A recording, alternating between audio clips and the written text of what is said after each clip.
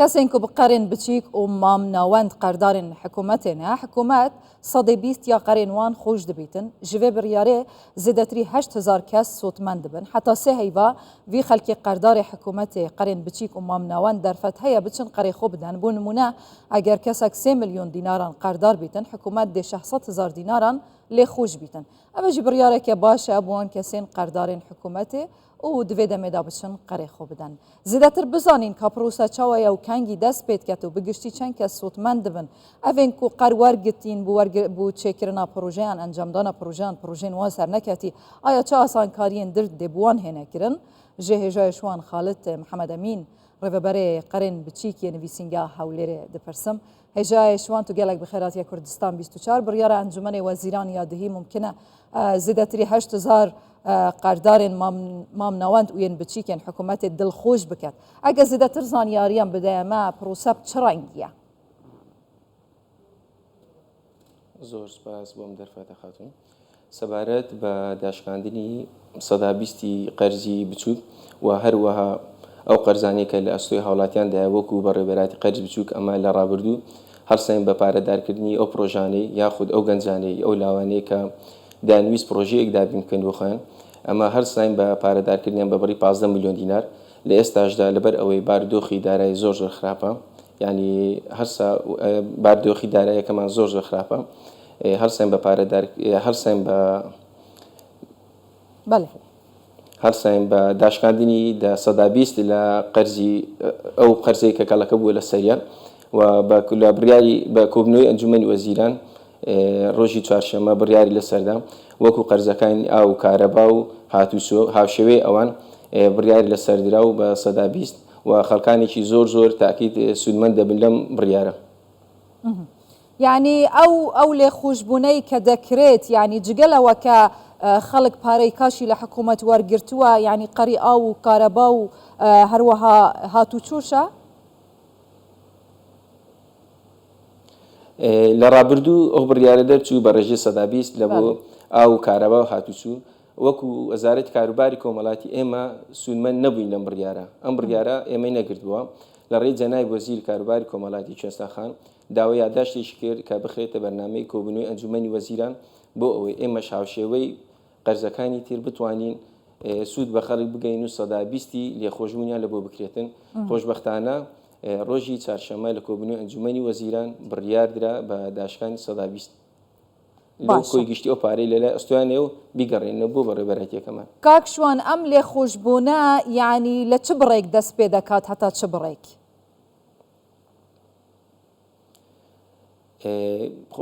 کە قەرز دەست پێکرد لە ساڵی 2011 تاوەکو 2016 ئێمە هەرسن بە پارەدارکردنی خاوەن پرۆژەکان ئەوانی کە لە ڕابردوو قستیان گەڕاندوێتەوە هیچیان لەسەر نەماوە ناتوان سوودمەند بن لۆ ڕێژەی سەدا 20 چونکە کۆتایی پێهاتووە پاژەکانیان هەم گەڕاندوێتەوە تەنها ئەو کەسانەی کە تووشی کێشەیەکی دارایی بووینە یاخود پرۆژیان نەماوە بە هەر هۆکارێک بێتن بخۆشی لە ڕابردوو چەند هۆکارێکە بوو شەڕی داعش و نەخۆشی ڤایرۆسی کۆڕۆنا و چەند هۆکارێشتری شەبوون کە وای کرد نەبوونی موچە و ئەوانە وای کرد کە ئەو سوودمەندانە نەتوانن پارە بگەڕێنەوە ئێستا ئەو سوودمەندانێک ئەو پارەیان لە ئەستۆ ماوە دەتوانن بێ گوژمە بیگەڕێنەوە بە لێخۆشبوونی سەدا 20 بۆ نمونە گەنجێک ئەگەر 3 میلیۆنی لە ئەستۆ مابیتن بابرێن ئەوانی لە ڕابردوو گەڕاندیتەوە تەنها 3 میلیۆن ماوە هەر میلیۆنی بڕی 200,000 لێ خۆش دەبین لە کۆی 3 میلیۆن نزیکەی دەکات 600,000 دینار. باشە ئێستا دەمەوێت زیاتر تێبگەم یعنی چ کەسانێکن ئەوانەی لەو داشکاندنە لەو لێخۆشبوونە سۆتمەند دەبن یعنی ئەوانەی چ جوورە قەرێکیان لە حکوومەت وەرگرتووە یانژی بە دیارکراوی زیاتر بڵین لە چ ساڵانێک بۆ ساڵانێکی تر یعنی ساڵەکەش دیار کراوە؟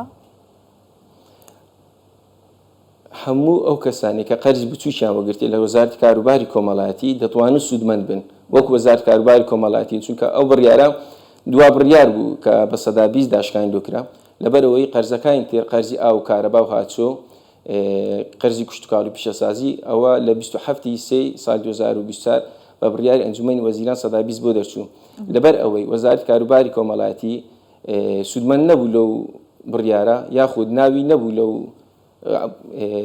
نەبوو لەو داشکانە سەدا 20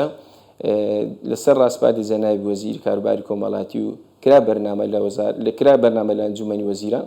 دواتر بڕیاری لەسەر درا و 120 داشکانی بۆ کرا. باشە کەی یعنی جێبەجێکردنی بڕیارەکە دەست پێ دەکا و هەتا چەند ڕۆژ بەردەوام دەبێت؟ چاوەڕێی دەکەین دوونێکە کە کۆبنەوەی ئەنجومەن وەزیران کۆتای پێهاتکرایەتە کۆنووس چاوەڕێ دەکەین لە هەفتەی داهاتوو بڕیارەکە دەربچێت و ئێمەش دەست بکەین بە وەرگرتنی داواکاری خەڵکو و بە داشکانی 120ەکە. باشە ئەو خەڵکانەی کە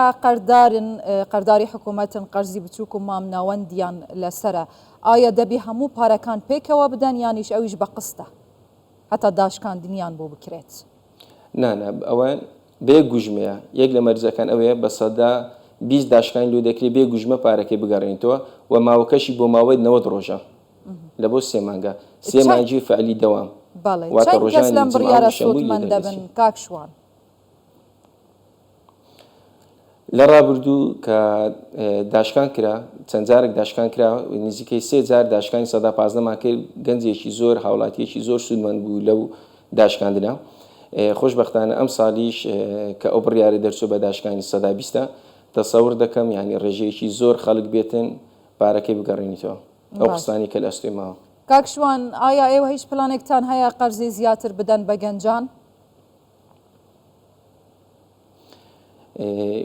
تاکو ئێستاکە قەرزی بچووک ڕاوەستاوە لە 2016 بەڵام ئێمە خۆشبەختانە بە هاوکاری وەزارەتی کاروباری کۆمەڵایەتی و تیمی سەرۆکی حکوومەت و هەروەها ڕێکخراوی کارساز و بانقی جیهان ئەمە هەڵسەین بە ئالانکردنی پرۆژەی گەشانەوە کە پرۆژەی گەشانەوە پرۆژەیەکی زۆر گرینگە لە بۆ ئێستای ئابووری کوردستان کە بڕەکەی 150 میلیۆن دینارە هەردەستین بە پارەدارکردنی ئەو خاوەن بزنسانی کە داوێنێ وەبەرهێنان بکەن لە هەر بوارێک لە بوارەکان بیتن تەکنەلۆژیابی کشتتوکاڵبی پیشەسازی بیتن. بەڵام کاک شوان کێشەکە ئەمەیە ینی گەڕانەوەی ئەو پارەی کە قەرزە لەسەر ئەم گەنجانە هەرچەندە بڕەیەکی کەم بێ بەڵام گەڕانەوەیان لە کاتێکی زۆر کەمدایە گەنجەکان دەڵێن ئێمە ناتوانین بە هەر بزنسێک بی ئەم بڕەپارەیە لە کاتێکی ئەوەندە کەم بگەڕێنەوە لە بۆ بانکەکەن. ئایا ئێوە هیچ پلانێکتان هەیە ئەم ماوەیە درێژ بکەنەوە لە بۆ گەڕانەوەی قەرزەکان